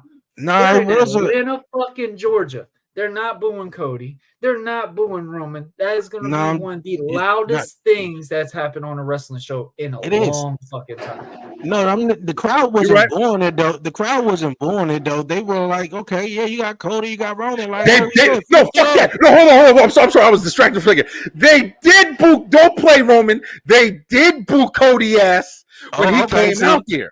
Remember that? He booed him when he said, I forgot what the part was that he said, but Cody said something along the lines, like you said, Dre, heel Cody. He's been kind of showing a little bit more. He's definitely been hinting towards a little more that he's coming back on that kind of aggressive. Remember how you said there's a moment where a babyface can go a little bit above to make sure they're holding their own? For sure. Roman is that for Cody. It's not that it really hurts. Thank you, Christy. That's how I feel too. Because he's not sure. Because if you see Roman Reigns, if he comes to the ring and when he gets in front of them steps, he looks left like, "Where's my Paul Heyman?" He's like, "Where's my championship?" And then he gets, when he gets in the ring and before he do the pyro jump in the ring, he looks left and he looks right, like, "Where's my Usos at?" He looks lost with everything. Not saying that he needs Cody Rhodes though, but Cody Rhodes just chose the opportunity to pick up the contract. To be like, well, you know what? Because I guess I don't have no other. Stop the bloodline. That's the story. Yeah, but I understand that though. But Cody Rhodes said out his mouth, even though he is going to still team with him, Cody Rhodes said, "Look, I'm done," and I get that. And I thought it was going to be. He said, "Let me finish my thought." I got that though. I really, but come on though. To really be honest with you, Cody Rhodes been doing his thing though. But I don't think Cody Rhodes really moving that needle like Roman Reigns was. So really, he's not. It's Roman Reigns WWE. I can't wait for Cody to be. He's just in the spot right now. He's just champion. It's just the fact that I get it. We're all fans. We all care about this stuff, whatever. But y'all are more invested in Roman than it is Cody. I get that part. But why is that, Warren? You never say that part. Because y'all don't like the cookie cutter babyface look. Brian, you are going to be a diehard Cody Rhodes fan when he fully goes heel. We know well, it depends on what he does. It does depend on what he does. But he won't be tied in. But is he really going to be a heel if he makes you like him? That's the thing. He's too invested in things that are already that's already built up before he even got there, bro. I've said that from the beginning. Cody is not a bad wrestler. He's not a bad character. He's helped that story continue. He's helped what they needed out of that whole scenario. They molded it from 2 years. They built that thing, whatever. I get what you're saying. I get you don't like it, but it's true, bro. I get it. You're a fan of Roman. Bro. I've never denied it. I'm a fan of Cody Rhodes. I'm a fan of Roman. But I can sit here and go, all right, that made sense this way here, whatever. But the way that they're climbing this thing, and the shit hasn't deteriorated since the WrestleMania thing, which is still mind blowing to me. Wait, hold on, real quick. I'm not trying to argue. I'm not trying to argue. I just want to come here. A fresh just conversation, just real quick. We're gonna wrap up in a minute, but on some real shit, Warren. Like, I'm not even trying to hate right now, honestly. Think about it like this, bro. Do you think that if Cody Rhodes wasn't in the bloodline situation right now, do you think that he would hold an investment the way that his connection with the bloodline currently is? Do you think it would still be as hot? Just for example, the him and AJ Styles shit, was that anywhere near any kind of fucking? Did anybody watch that fucking that whatever that was? I don't remember the fucking pay-per-view. Backlash. Did anybody watch that Backlash? Did anybody watch that right after Mania? Did anybody watch that because they were like, oh man, I can't wait to see Cody in his next feud? Come on, honestly, bro. Or did we watch it for whatever the bloodline shit was? For the match. I watched it for what it was. This is the thing. You have a baby face, it's going to be portrayed to headline the main event more than a heel. A heel is what makes you draw tickets because, oh, you want to see this guy get punched in the face. You want to see this guy get beat. So that's why it worked for Roman, because for once, he was the bad guy. For once, he was the guy that the Vince McMahon mold was, but he was not suffering succotash and all that bullshit. He was the tribal chief. He was this bad powerhouse type scenario. Cody is not doing bad with the babyface run. It's just the fact that it's every single day. It's every week. Cody is there. Hater, yeah. Roman wasn't there. So I mean, it is what it is. Warren, I feel you, bro. I'm not disagreeing with you as far as like your formula. I'm just saying, like, realistically, the way as a wrestler, I look at it as Cody got a bad hand, bro. Cody got a bad hand, and this isn't just Cody's. This isn't Cody's fault. Babyface thing. It happens. No, it's not. It's not. If you think about it, it really isn't, because Cody probably would have been way. It happened to Cena. Listen, let me get it out first, bro. It happened to Edge when it was a babyface. All right, listen. All right, I'm still gonna say it. Let me see if I can change your mind. Look. It still happened to Cody in a specific way. No, like I said before, nobody ever did what Roman did. They didn't hold in this era. They didn't hold that fucking title for 3 years, bro. And not only just hold the title, but build a phenomenal story around holding the title for 3 years, to where you finally got to the position where we weren't watching matches because we gave a fuck about the matches anymore. We were watching matches because we wanted to finally see this motherfucker lose the belt.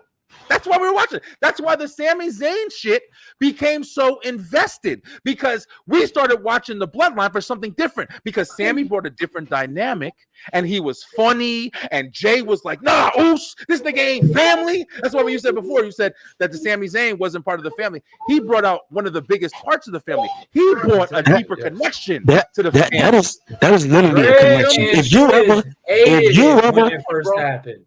No, I didn't, because I said because you were like, I don't know why this is happening. I didn't hate it. I just all I remember is saying from my perspective is that it's a scenario that I know I can resonate with too. Because if you just, if you have brothers or whatever, and y'all three go out, y'all four go out, and y'all always hang, and then you get this outsider goofy coming in, and the other brothers don't like him. So now they kind of like him, but then they don't like him.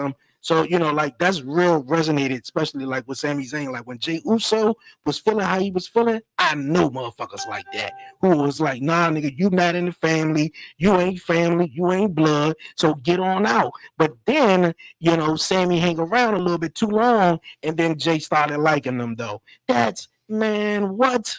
Bro, that resonates like so close right there. So that's why that was so authentic with Sami Zayn, though. I don't remember ever saying I didn't like it, though. I probably said it was something new. I gotta get, something, get get a little tapped into it a little bit though, but I definitely remember saying like that's something that resonated all around the board because I know shit like that though. Like for real, I had a best friend who stayed with me. And I ain't gonna say my brother was a little, jealous, but my brother was doing his own thing, But me and my man was hanging around and we was cool. But at the time when, my brother wanted to come around and it was like, he was around, it was more so like, man, I'm your brother. You feel me? Like shit like that. Like that's real shit. So it's crazy. Though. I definitely thought Sami Zayn was one of the big, features in it, but I already knew his ass was getting kicked out one way or another when it boiled down to it though. But it was supposed to be a one-off, but they continued it because they started the Uzi thing. They were selling merch and stuff, so they extended it out more than what they were going to. Because Stamina was only supposed to be like a month.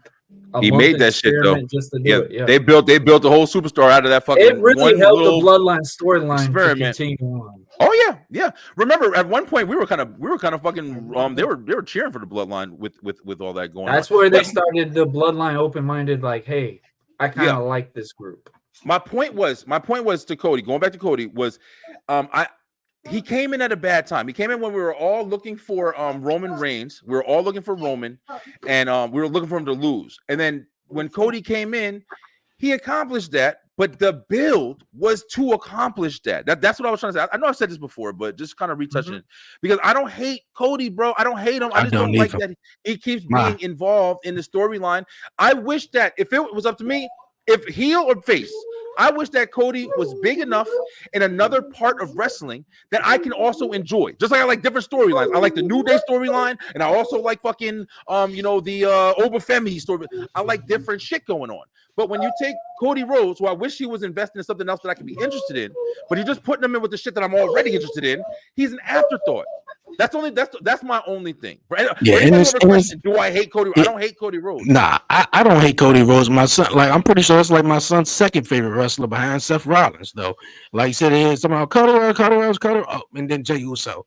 So it's like I like Cody Rhodes though. It's just that for the simple fact, it seems though he had just been thrust into it. I do agree he came in at a weird time, but I want to say weird time because when he first came in, he took on Seth Rollins. But that next year, that's when it was like, okay, like you already knew the guy was going into like the World Heavyweight Championship picture against Roman Reigns, and the Bloodline storyline was hot. And then that's what I thought. Another thing.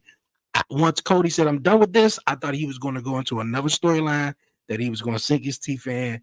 And it just be done with the Bloodline until it came back around.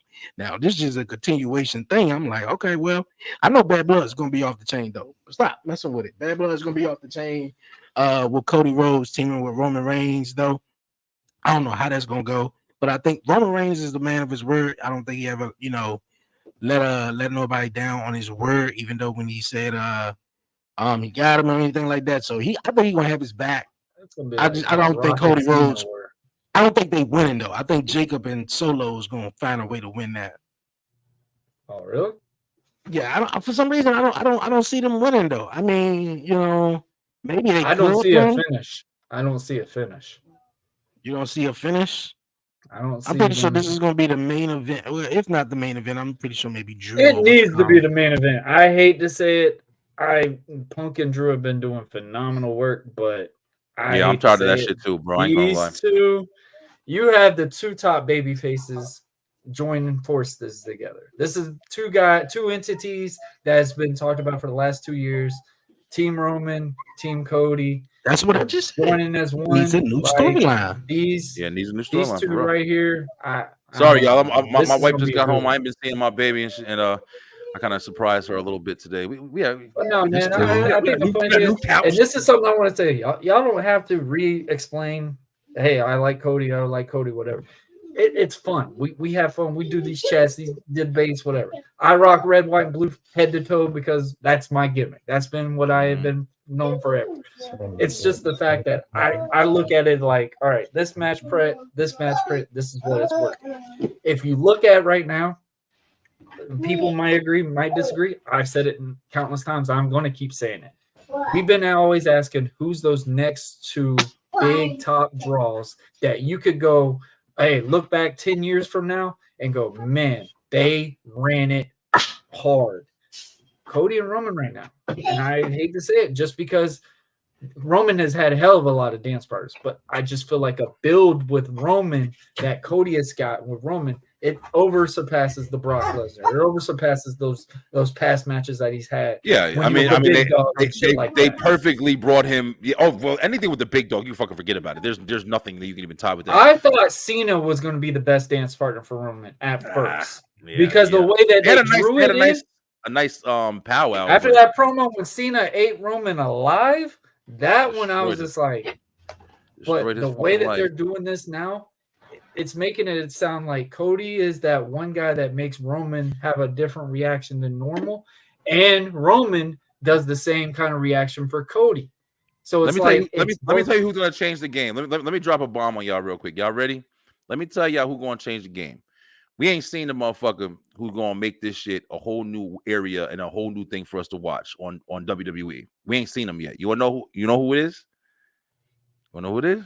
The suspense has got to be killing you guys at home. I'm gonna get to it. I'm gonna tell you. 3, 2, Montez Ford. I'm telling you guys right now. Mark my fucking words. When he finally turned this thing off. Oh, he's him and Blackheart. I'm doing shows again. Warren's getting bad habits again. Montez Ford. Montez Ford for that one.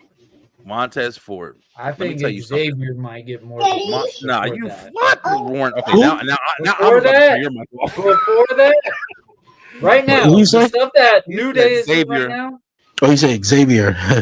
He said Xavier. What the Montez I love what the New Day is doing right now. Yeah, I love it. I love the New Day thing. I get emotional every time. Like, oh shit, it's gonna happen. Yeah, no, it might not. It might not. It might be the return of Big Yo, bro. Everybody thinks they're gonna split. I don't know why. I don't know the thing. I think we may get them get a match. That could have been a way for Big E to come back before that guy got in trouble. Before that guy got in trouble, I think that was going to be the thing. Like, hey, this is a long ass commission talks, y'all. So we can fucking. It really is though. I want to say two things too because I do got to roll on out of here though. But I do think if that's the case, you put Big E in it. I'll do this though. Put Big E, let it be Big E come back though. But Xavier Woods kick Kofi Kingston in the dick and then break up the whole group though.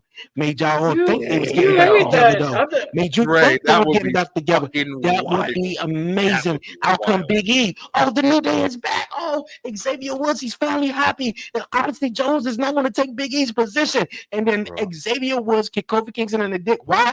Because for the last couple of weeks, Kofi Kingston has been leaving out Xavier Woods in the loop. He didn't tell them about the LWO coming down to the ring. He didn't, tell them about, they were having a tag team matchup.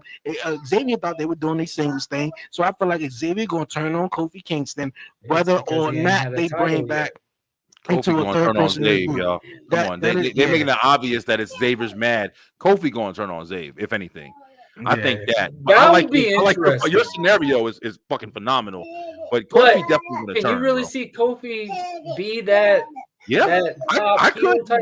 Believe it or not, I could. You want to know something? He's kind of showing the tendencies now with how he's like, what the fuck you mean? Come on, I'm doing my shit. He got that arrogance. He has that arrogance. I think this could take Kofi Kingston's career to a whole new. It'll take Zayn. It's sad that he won the WWE title and you really don't remember it. Hey, because he was a New Day. Because he was a New Day. That's sorry to say it like that, but that's the truth.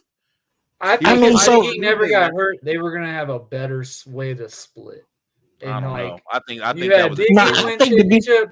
To be honest with you, Xavier, nothing. But I feel like if Big E would have stayed, I don't think they probably would have never broke up. I think they'd have probably still been doing this thing. If it ain't broke, don't fix it, right? So. Yeah, Big E did go off his own. Kofi Kingston obviously did his thing though, and then you got Xavier though. I don't think. I mean, it could be Xavier being, the baby face in this scenario, but I think it makes sense for him being the heel. Like Kofi Kingston, y'all won championships. Big E, y'all won tag team. Y'all won other championships. Look, I won the King of the Ring, and all I got out of it was a broken crown Roman Reigns squished that motherfucker. I ain't even get a championship match. Shit, motherfuckers were King of the Ring this year. They world champions now. You feel me? Yeah, Like, elevated. so come on, man. Like, Bro, I'm Xavier. telling you, this year, and I know we're but one thing, we're gonna wrap it one up. last This thing. year, everything matters. Yeah, we about to wrap up. Pay-per-views, everything matters, and that's what I love about this. Montez. You did say Montez though. I when I see it, then I believe it because I don't know. They seem like they on the pause button for that for a minute though. Like I'm tired of seeing the Street Profits come out there. I'm tired of it too. I'm tired of seeing them come out there. Like on SmackDown, I think it was last week. They took out DIY, and then the Street Profits came out there and then lost. And I was just like, come on, like, what are y'all gonna do? You guys, Montez, if you guys want to see my predictions for why I think Montez Ford is going to be the next big guy, check out STR Straight to the Roast Wrestle Talk tonight. Oh, I'm about to start doing that. We're gonna continue this conversation tonight on STR. I hope you guys enjoyed Commission Talk. This was an awesome segment. It's my first day back full in the seat. I'm glad Warren was able to jump in. We talked about a lot of shit. We talked a lot of good shit today. But of course, Bad Blood will be on. We're not going to be back next week, but we are fully committed back the week after. At least one of us will fucking be here. I'll definitely be here no matter what after next week. So guys, man, I'm really happy to be back. I've been wanting to talk all this shit, for a little while now. I haven't really gotten a chance to talk too much. On STR, we've been having guests and stuff like that recently. And we try and tryouts, but these motherfuckers don't want to show up on the day we are recording. But anybody any last words? Anybody got anything they want to shout out real quick? Hey man, Buzzing with Marlo. We got an episode on Friday. We had 2 parts. If you haven't, go back to last week of wrestling. I should be on this Sunday. He'll probably tell me you better be on Sunday. But last week of wrestling we got coming up. Commission talks. We're gonna do some Buzzing with gaming content pretty soon. We get my son next week. So I'm looking forward to that. We're taking them to Disney World. So if anybody wants to say prayers for us, please do. There you go. Yeah. Have fun. Halloween, Mickey's Not So Scary Halloween. We're gonna see how that is. Bro, I would love to see that shit. Yeah, man. I'm pretty excited for it. I'm not a big Disney guy, but I'd have to go to Universal first before I've never been to Disney. I want Universal, but they're not the age for it. And Matthew, we just got the clearance right now from his doctor, which I'm so blessed, completely blessed when it comes to that scenario with him having his back infusion and stuff. Yeah, it's seeing the changes and just how quick he has been able to do stuff, because that was the biggest scare for him. Was doctor was going to tell him, hey, you can't go to Disney World or something like that. But he has to have a wheelchair and stuff like that, but we're gonna go. So it's gonna be a fun one. But yeah, check out Buzzing with Marlo. We are fully back up and going. My guest will be revealed either later on tonight or tomorrow, but it's just depending on the weather here. So Brian, hope you stay safe out there, bro. Oh yeah. We'll be good. We'll be good over here. Dre, what you got, man? Man, beyond 11:30. TK resign from the Jaguars. Get rid of it. I'm done. 30. The season was amazing. Obviously, the podcast show is back. I got an amazing guest. She played in the CW's Vampire Diaries, Tyler Perry's I Can Do Bad All By Myself. A couple of stuff, man. Vital Webb, So season premiere of the podcast show back next week. And yeah, man, keep doing the wrestling thing. Sounds good, guys. Really appreciate it. Hey, listen, Beeline, we over here. You know what time it is. It's October. We got some spooky stuff going on around here. But if you haven't already, or if I haven't said it already, I will not be doing any shows next week. No shows. Oh, what's happening? But listen, you're in luck, because tomorrow night we are back with the Beeline Entertainment. I'm gonna do a return show. We're gonna talk about some movies that I've seen and some stuff that we're gonna be doing on the show. Also this Sunday, looks like I'm gonna be doing a live and a line right before I leave, and we're gonna be talking about some of the things that we're talking on here tonight. So if you wanted some more information, some of the current events that we had going on, some crazy shit going on. As always, we did a nice episode with the P. Diddy shit that's been going on. I'm not gonna talk too much more about that, but definitely got some more stuff to talk about. So check in the live in the line, 9 o'clock. And of course, make sure you tune in tonight in a couple hours for Straight Through the Roast Wrestle Talk. Me, Slim, Lay, and honorary Oos Brandon Janu. He might be on the show with us tonight as well. Talking more wrestling information for you guys. And hope you guys have a great night. Sorry we took so long, but I'm not sorry because we like to fucking talk wrestling, bro. You know, go buy some merch, go check us out, man. Show everybody who you learning this stuff from, because that's what we do over here. And if you haven't already, make sure you like, share, and subscribe. And then, of course, go ahead and check out the B-Line Entertainment LLC.com, where you can get all the stuff that I just said. Check out all the commission shows, at least on the B-Line. At least I can't get all of them because fucking a million of them be downloading forever. But yeah, definitely check out all the content that we have over at the B-Line Entertainment. We have a lot of content over there for you guys, and I love you guys. Stay true, stay positive, pay attention, and we out.